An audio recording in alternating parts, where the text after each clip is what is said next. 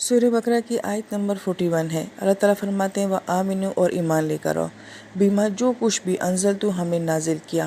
ماں کے اندر عموم کا فائدہ ہوتا ہے کہ اللہ تعالیٰ نے جو بھی قرآن میں نازل کیا ہے اس سب کے اوپر ایمان لانا ہوگا، یہ نہیں کہ کچھ باتوں کو مانا اور کچھ باتوں کو چھوڑ دیا۔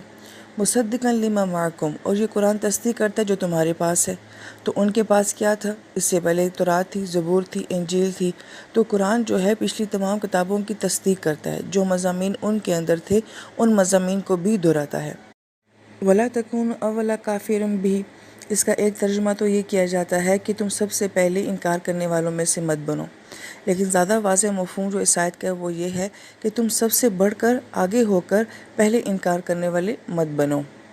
وَلَا تَشْتَرُوا بِآيَاتِ ثَمَنًا قَلِيلًا، اور مت بیچو ہمارے آیات کو تھوڑی قیمت میں۔ یہ تشترو کا لفظ ہی اشترا سے ہے۔ اشترا عربی زبان میں بیچنے کے لیے بھی آتا ہے اور خریدنے کے لیے بھی آتا ہے، لہذا جہاں یہ لفظ آتا ہے وہاں دیکھا جاتا ہے کہ یہ بیچنے کی سینس میں آ رہا ہے یا یہ خریدنے کی سینس میں آ رہا ہے۔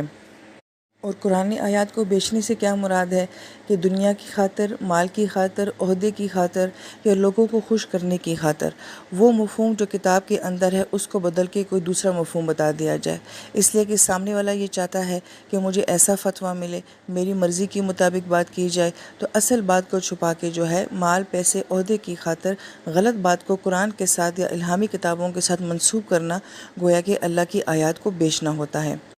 اور یہود کے علماء ایسا ہی کیا کرتے تھے کہ وہ لوگوں کو خوش کرنے کے لیے یا مال کی خاطر یا عہدے کی خاطر جو ہے تورات اور انجیل کی غلط وضاحت بیان کیا کرتے تھے، اور جو بیماری بنی اسرائیل میں ہے وہی بیماری اس امت کے اندر بھی موجود ہے، لہٰذا اس امت میں بھی یہ کام ہوتا ہے۔